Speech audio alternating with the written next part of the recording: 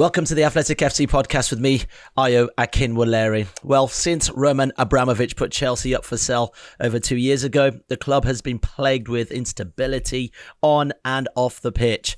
This week, though, things have got worse. Clearlake and Todd Boehly's relationship is at breaking point, and the ownership, well, is in crisis. So why has this partnership fractured, and what does it mean for Chelsea's future?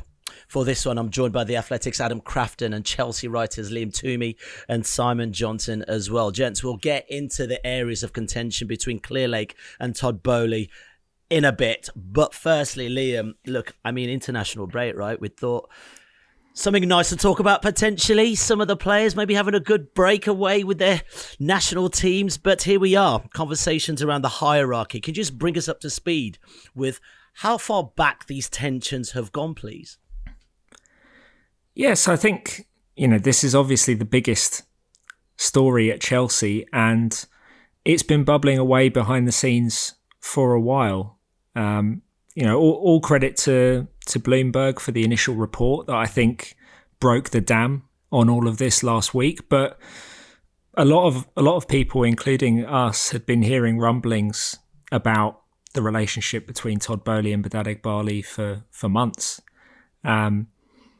And what has changed over the last week or so is that rather than denying that there were any issues, which all parties always had whenever we'd asked them, there has been, at first an acknowledgement of the scale of the rift. And then I think in recent days, an escalating level of animosity in the information that has been flying back and forth between the sides, to the point where it's now very, very clear that the current ownership dynamic is untenable. Simon, I think about, when people go into business together, especially for something as huge as a football club, and you'd like to think that many people in a situation like this will probably look at it and go, right, that's how he works, that's how they work, this is how we are going to work together.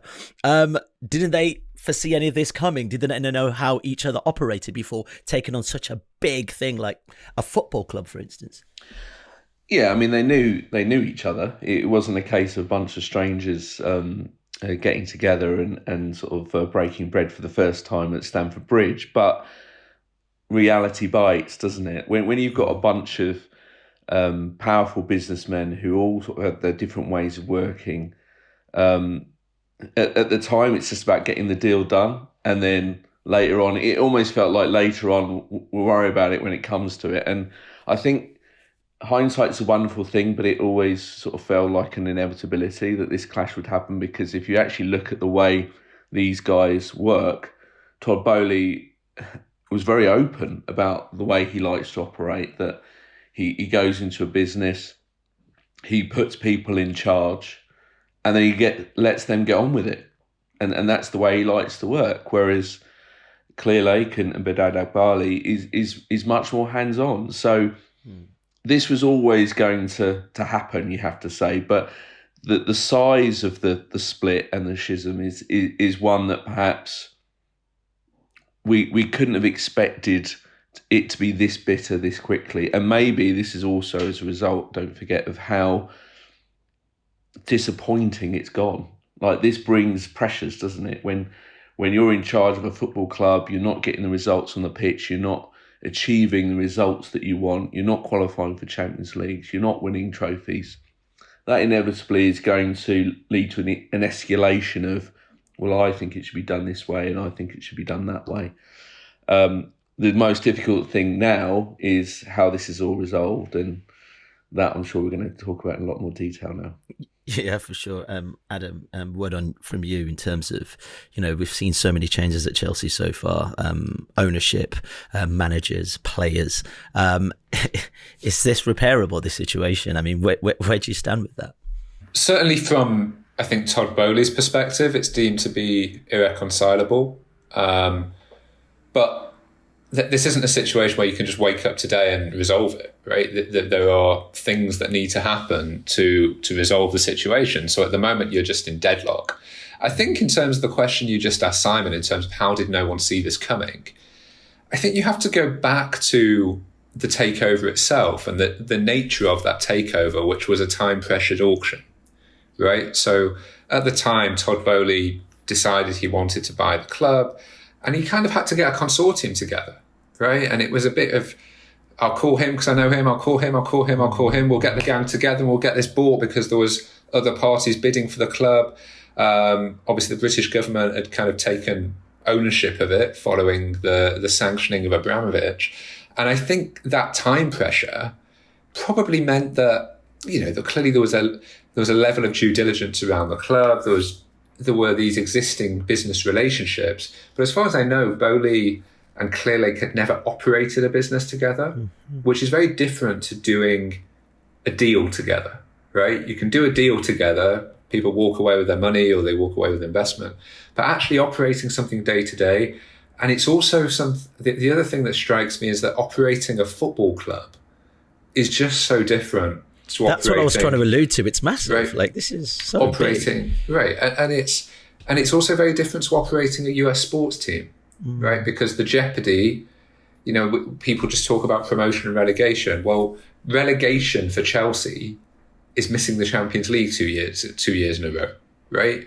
Because there's a point of maybe 3 years is relegation, maybe 2 years is having seasons like Everton have had over the last 3 or 4 years, right?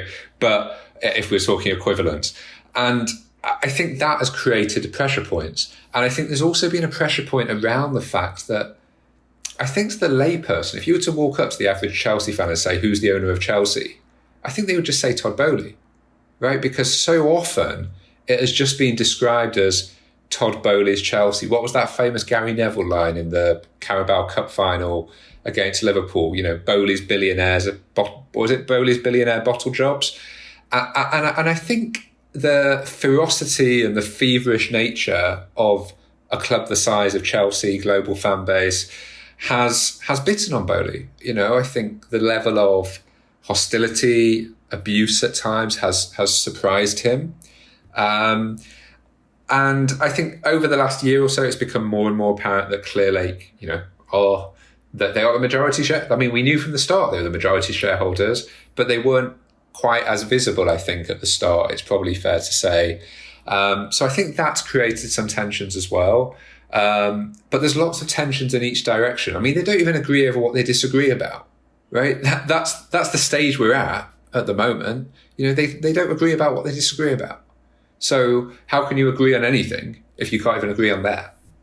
Yeah, I guess we've spoken about it, Liam, but just in more detail, what are they agreeing on from Boehly's side and Clearlake's side in terms of how they operate? I mean, do they operate completely differently? Have they got grander visions beyond repair? Well, I think in terms of a lot of the big picture stuff, the stuff that would have initially brought them together as a consortium before you really bog down into the detail and how we're going to get there, I still don't think they're too far apart in where they want Chelsea to be. Investment in youth, investment in the women's team, growing Chelsea as a brand around the world. These are fairly general things that it's no one's against that. Giving Chelsea a shiny new stadium, whether it's at Stamford Bridge or Earls Court, no one in the ownership is against that. As ever, the disagreements come on how you get there and who's driving the bus. That's a crucial part of this. And I think you can see from the way the consortium was presented from the very early stages of the bid process, Todd Boehly was deemed to be the face and the driving force of it. And I think he probably came into Chelsea with the expectation that even as a minority shareholder, he would be the one driving the bus. And that he would be trusted to kind of run the football side of the business, although I'm sure he didn't necessarily see himself being interim sporting director for the first transfer window. But what has been clear is that pretty much since January 2023, it has been Clearlake dominating the direction of Chelsea. And when I say Clearlake, you have to talk about Getty Boehly because as co-founder of the firm, he is the most visible and actively engaged representative of Clearlake at Chelsea.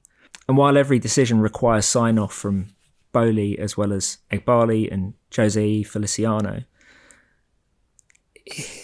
it has been Clearlake really driving things, with Eghbali working very, very closely with the co-sporting directors, Lawrence Stewart and Paul Winstanley. And it seems as if in the last month or so, and maybe longer than that, Boehly has arrived at a point where he's drawing a line in the sand and saying, look, if I can't drive the bus, I want to get off the bus, essentially. And Clearlake are adamant, that they're happy driving the bus and they want to keep driving the bus. I'm not even sure it's about driving the bus. It's almost, I think he's happy sitting on the bus, but he doesn't like the driver of the bus. Right? I think it's even more kind of nuanced than that at times. And I think it's been we've all had conversations over the past few months where it's become incredibly apparent that this relationship is really damaged, right? I mean, the amount of times we'll have had conversations where we'll have been reassured that there was agreement on this decision, or there's alignment on this, alignment on that. And really, it's just emerged over the last few days that there's barely been alignment. It doesn't seem to be an alignment on that much at all. And, at different stages over the past few years, it feels like one side or the other may have bitten their tongue, partly because, you're in a partnership. So, you can't just use a formal veto for every decision, right? In the same way as Eghbali wouldn't have done that in the first summer where Todd becomes interim sporting director, signs Aubameyang and Sterling, and does a lot of deals with Tuchel at the time. And in the same way, probably Boehly's bitten his tongue at certain times over the past year and a half or so as well. I think it is clear that, I think if fans are trying to look for certain crunch moments, I think clearly the Pochettino stuff at the end of last season, I think was as divisive within the club, or as within the ownership, as it was among the fan base, right? Anyone who was watching Chelsea over that season, it was entirely reasonable to come to a conclusion to say, yeah, I think it's best we move on for XYZ reason, or I think it's best we give this some patience.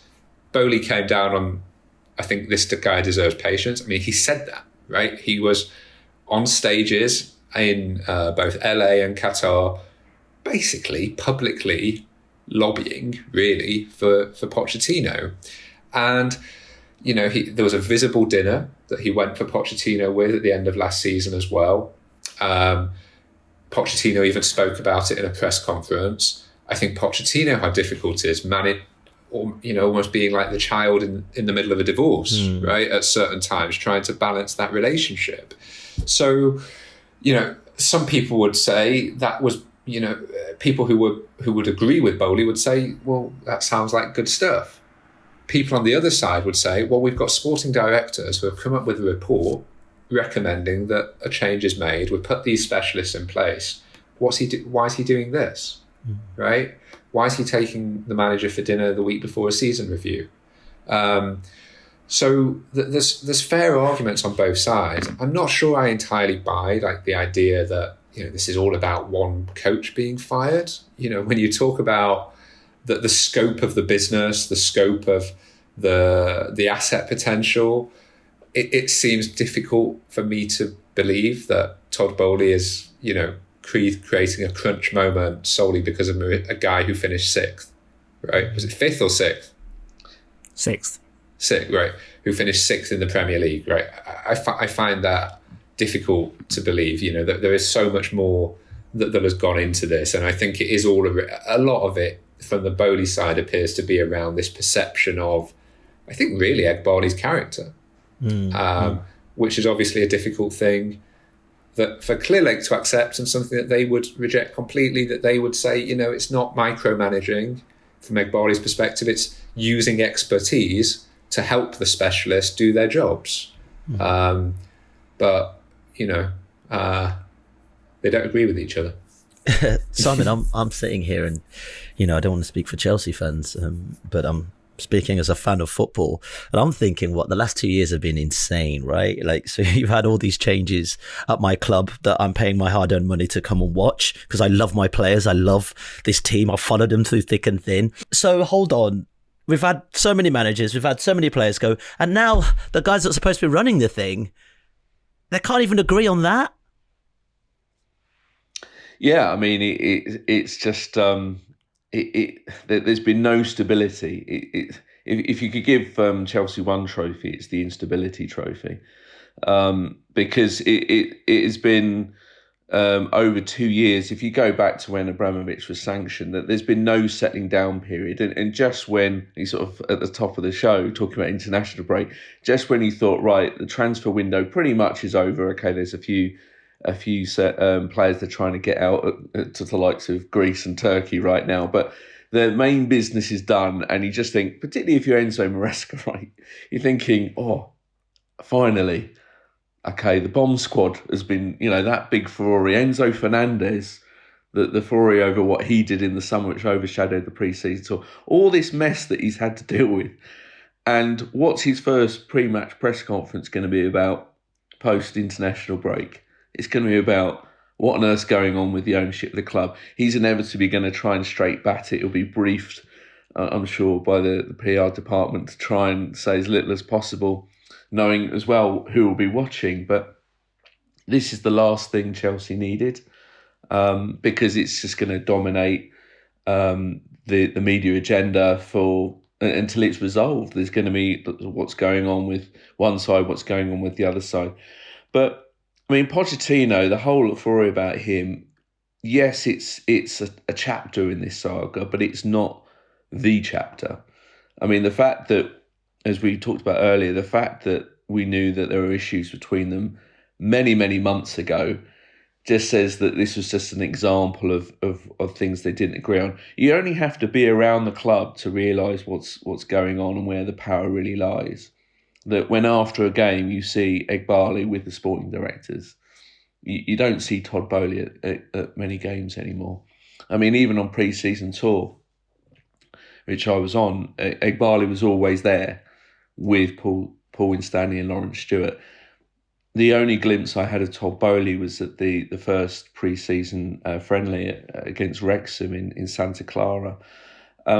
That in itself, even though I sort of said this is the way Todd Boehly likes to operate and sort of take a backward step, inevitably it's got to lead to some kind of discord, because you've got one co-owner who's very much with the sporting directors who are making all the decisions, and one co-owner who's very much stage left and sort of perhaps sort of waving from the sidelines, sort of trying to get a word in.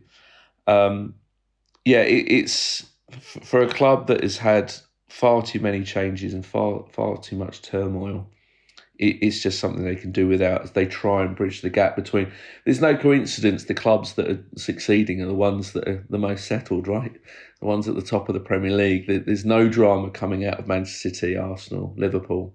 Liverpool have even had a change of head coach and nothing's really changed. Whereas Chelsea just lurched from one drama to the next. What about Maresca? Was everyone in agreement that this is the next step for Chelsea? Well, we know for certain that Boehly wanted to keep Pochettino. But once Pochettino was gone, this is a process that is being led by, the co-sporting directors, Paul Winstanley, Lawrence Stewart.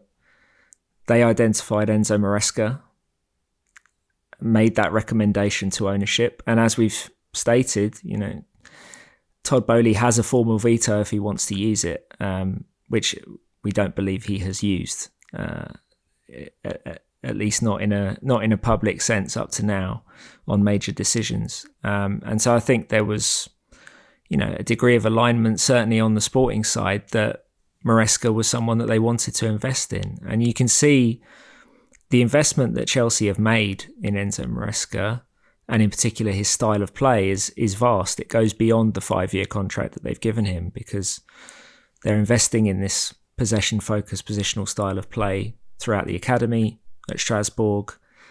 So Maresca is, in many ways, an even bigger hire for them than Graham Potter was. And Graham Potter wasn't a sporting director-led decision because they weren't in place yet. But so I think there's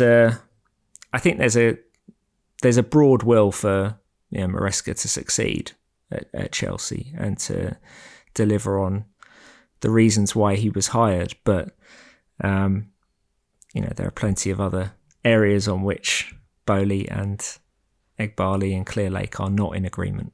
But I'm just going to quickly jump in that I do think the length of contract is significant here, and sort of going back to the Pochettino thing, that talking about sort of, or could you see this happening in terms of a division between the owners? You could certainly see one happening with Pochettino, because a 2-year plus 1 contract, when you've given Graham Potter a 5-year contract, and subsequently you've given Maresca a 5-year contract, it's a very sort of public announcement that we're not, as a group, entirely 100% sure about this one. And I think he was very much a Boehly choice from the start, Pochettino, and I don't think he was, or certainly the other side, were particularly convinced, and hence why they sort of ended up with this mishmash of let's sort of wait and see how it plays out kind of contract, which always gave Chelsea the possibility to look at it just 1 year in, and therefore lead to potential disagreements between them over whether Pochettino should stay or go. What I would hasten to add is that sort of on Boehly's side, he would argue that as much as he publicly sort of and made a big play of wanting to stay, that he did meet with the co-sporting directors and listen to what they had to say, and then went and sort of said, okay, I'll go along with it. But I think it may have been rather grudgingly rather than with sort of 100% belief it was the right choice. So just jump in. I mean, the thing we've kind of not properly set out, which I think is important, is the relative stakes, right? When people are saying Clearlake are more hands-on, well, you probably would be if you had over 60% of the company, right? That doesn't seem an entirely unreasonable thing. I think what muddies the waters and confuses it is they appear to both have this sort of voting rights and the matters of control. Clearly Clearlake have the controlling stake, but Boehly's position, as chairman, and now Clearlake might describe Boehly as like a minority investor, right? But that wasn't how it was framed when he first came in. It was almost framed as his consortium. He was very much front and centre at the start with the whole interim sporting director role. I think that's where it confuses things. Boehly's side would say, he's the largest individual investor in that, Clearlake manage a fund, right? So, and manage, we don't really know who the investors are from the Clearlake side. We don't know whose money has gone into Chelsea through Clearlake's side, because they are managing that money and that side of it isn't disclosed. So Boehly we're always looking in this business to put faces to things, right? Because it's sport, it's entertainment, it's about characters, it's about moments. I think Boehly became prominent for that reason, but also because the nature, he is the chairman, right? Like you can't just now be like, oh, this guy's a passive investor, right? Like he is the chairman of the company. So when there is a dispute, it is a big story. Talk about moments, talk about personalities, Liam. They need a stadia for people to watch them. And, there's been muted conversations around Chelsea Stadium redevelopment or perhaps moving elsewhere. What is the latest on that? The latest is that there is no answer to the biggest question that Chelsea need an answer to for their long-term future, which is what to do about Stamford Bridge and potentially what to do with that hugely tantalising plot of land that used to be the Earls Court Exhibition Centre less than a mile away. When this consortium came in 2022, we were initially told that by the end of the year, there would be a stadium plan communicated. Then that was pushed back to summer of 2023, then sometime in 2024. there's still been nothing. And in the meantime, there has been a shifting of the prominent personnel leading that project. So for about the first year, it was Jonathan Goldstein, London property developer, long-time Boehly associate, who was very much front and centre, personally handled the purchase of the Sir Oswald Stoll mansions adjacent to Stamford Bridge, and dealt with a lot of meetings with, council, stakeholders, fan groups. And Janet Marie Smith, who was, the architect who worked with Boehly on the Dodgers renovation. That all changed last year, in the second half of last year, formalised in October with the hiring of Jason Gannon as Chief Operating Officer at Chelsea. He's since been given the additional title of President in the latest executive reshuffle at Chelsea earlier this month. And he is now the one managing that stadium project. And he has real credentials to do so. He was the former managing director of SoFi Stadium. And as we understand it, he is one of the few things that the Boehly side and Clearlake agree on, that he is a good leader to formulate a plan for this stadium question. But because of this shift in personnel, what has already been a very difficult issue to work out for all sorts of reasons that we detailed in a big Athletic piece last year on the stadium redevelopment, Chelsea have essentially lost at least a year. And they'd already lost a lot of time since Roman Abramovich indefinitely paused his own stadium project in 2018.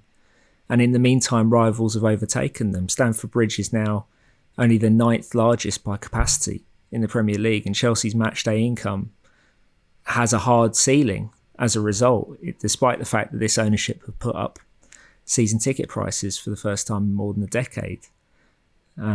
So it's one that they need an answer to. I suspect there will be fresh urgency under Gannon, but how can you go that far down the road of making what would be the single largest investment for this ownership when the ownership itself is not united or certain in how it's going to move forward? The thing is, Adam, the world of business can often be emotionless. It can be quite dark. As fans, we have a lot of emotion for our club. This is a situation where entities aren't seeing eye to eye. How can this be resolved? It's not, I guess the reality for me where I'm sitting is someone just sells their shares and Chelsea become one big, Clearlake group. Simple as that. Yeah, one big Boehly group. But right, that's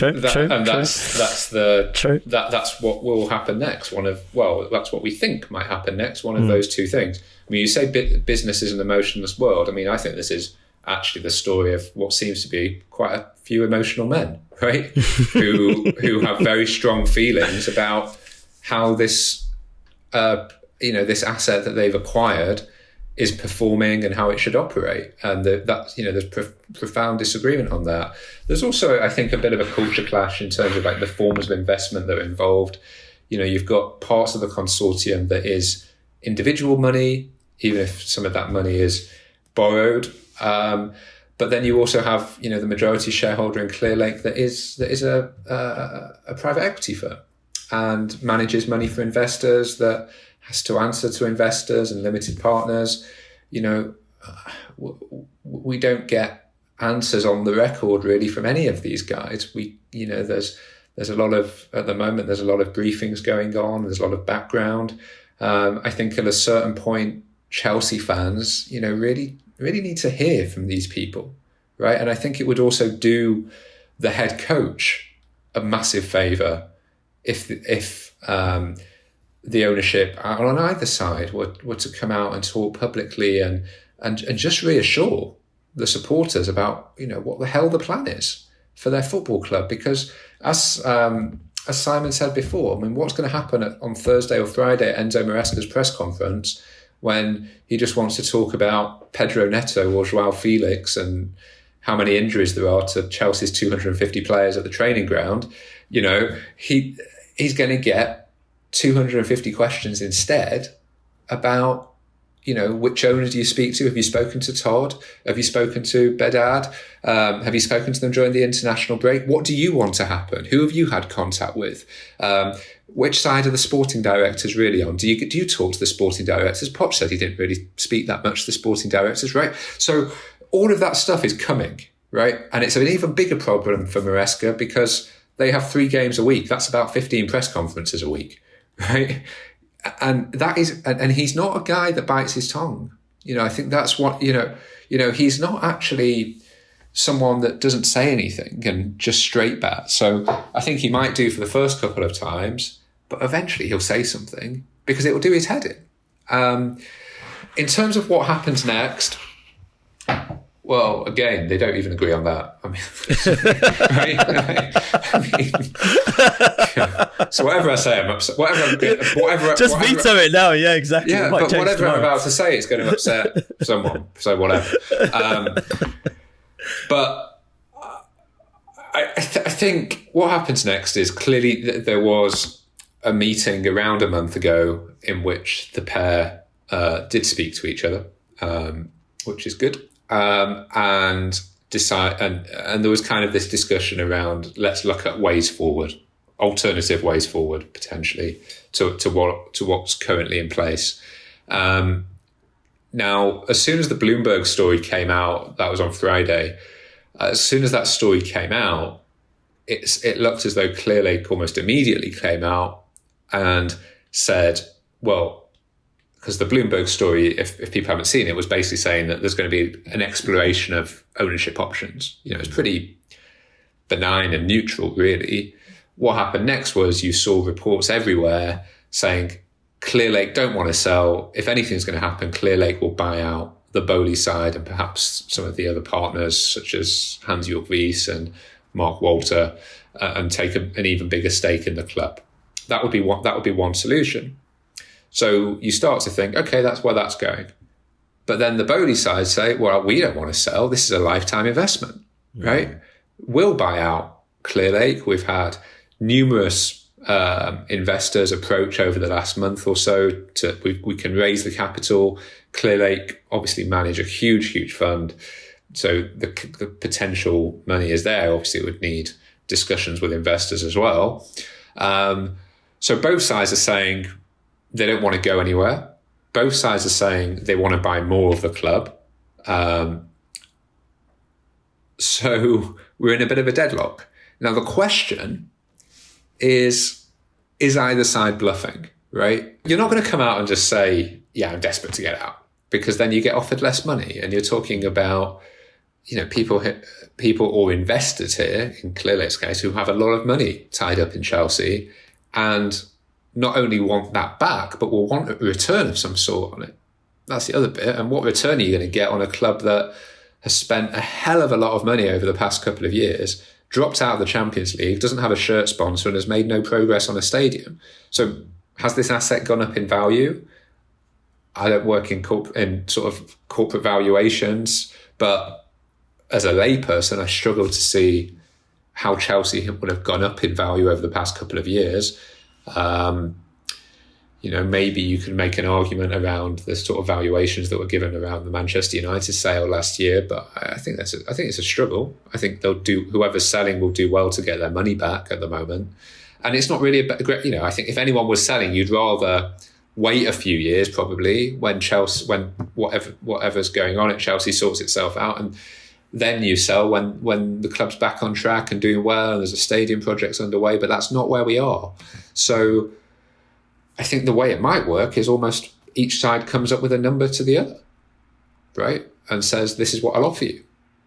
So Clearlake may say to Boehly, this is what we'd give you. Boehly may say to Clearlake, this is what I'll give you.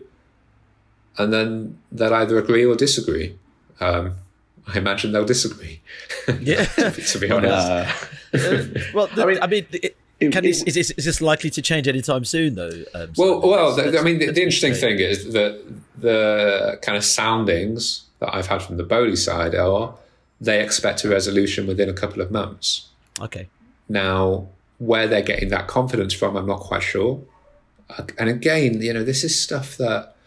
I know Chelsea aren't a publicly owned company, right? So there isn't an obligation to provide a running commentary to the media or anyone else, but football clubs are different, and don't want to get sort of too sort of twee about this, but like fans are entitled to know on the record from their ownership what the plan is, what the intention is, and and I think it would also just help to humanize these guys, because at the moment they're like characters in a comic book, who are sparring, and I'm really interested to see how do the guys think the reaction will be actually at the next game at Stamford Bridge if this kind of continues to rumble on.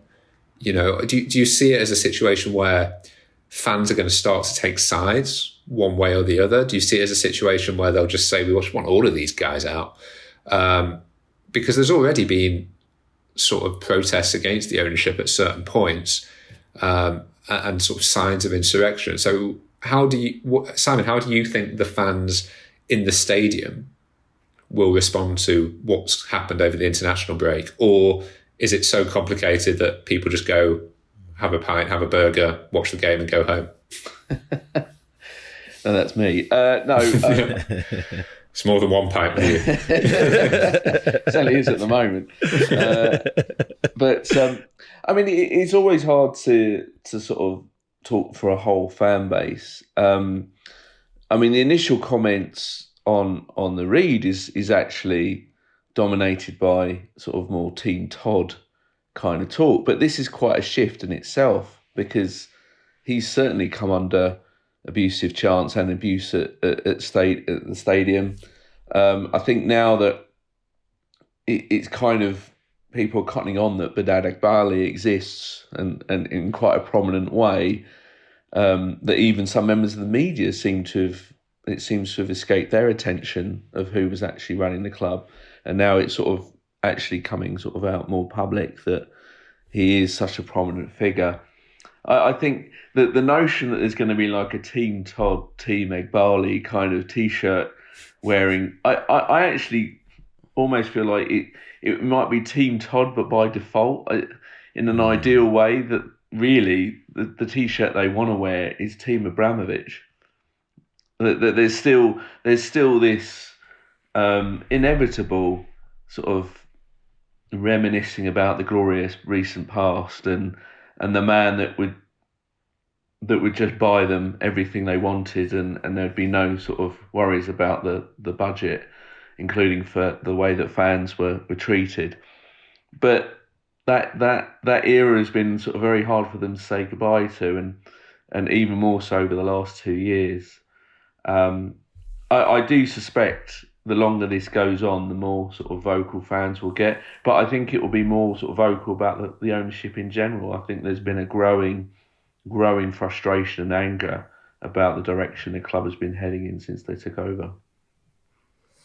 Chelsea's next game's an away game, which is an interesting thing, because most of the chants we've heard against the ownership or sounds of discontent in general have come from the away supporters. They are the hardcore. They are the ones that travel up and down the country to support Chelsea. And there has been a pretty unfavourable view of Boehly, over the last 2 years among that group.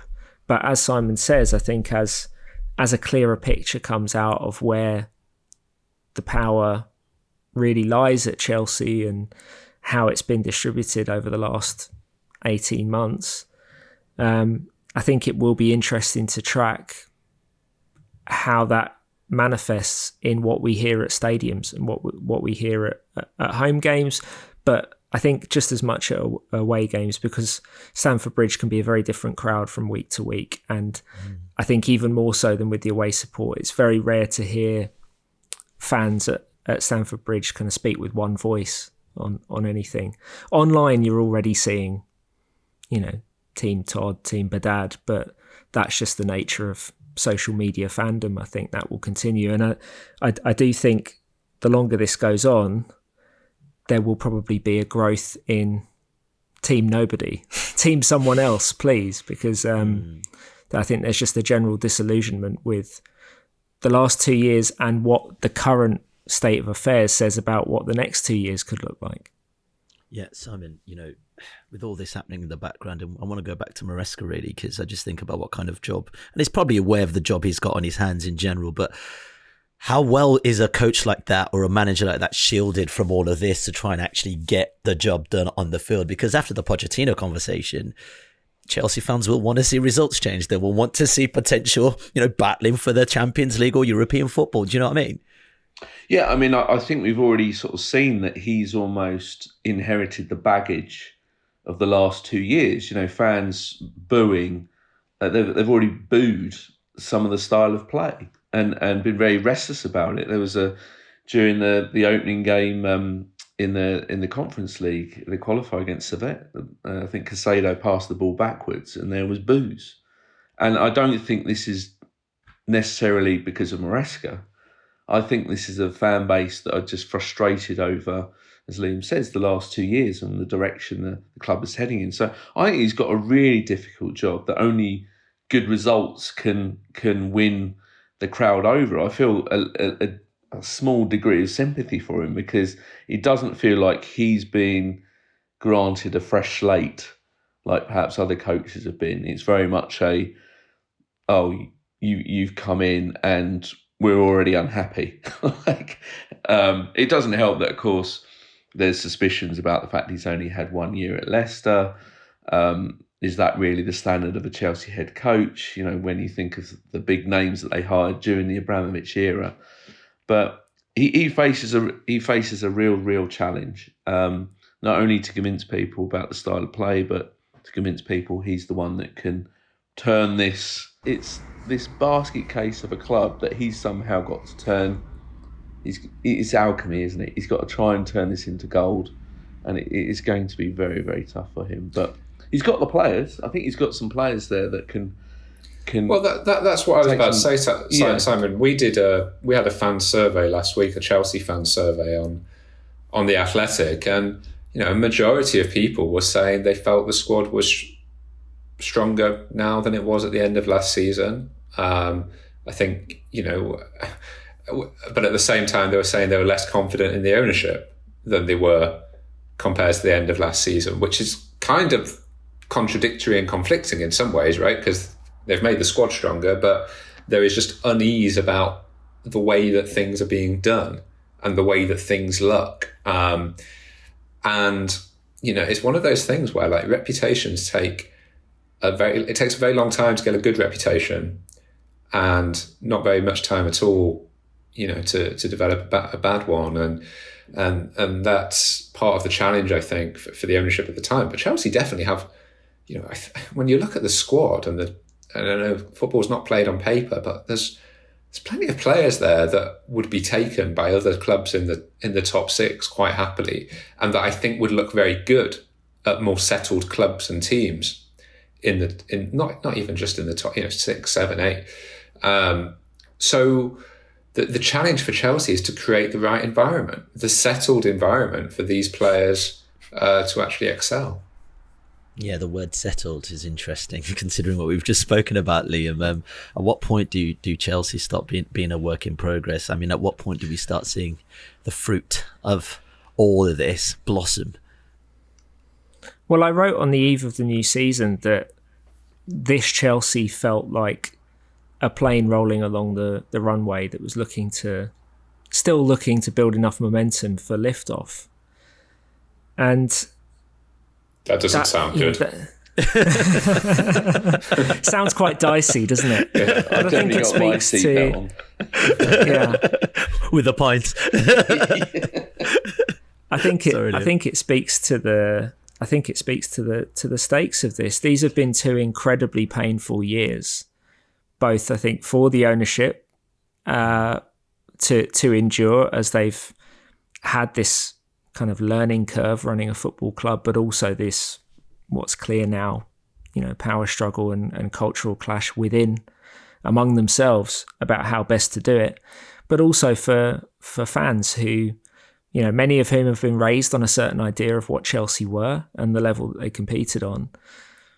And that's been hugely challenged by the events of the last 2 years. And we've also spoken on numerous occasions about this 4-window plan that ownership had to overhaul the Chelsea squad and put it on a more sustainable footing to compete for trophies long term.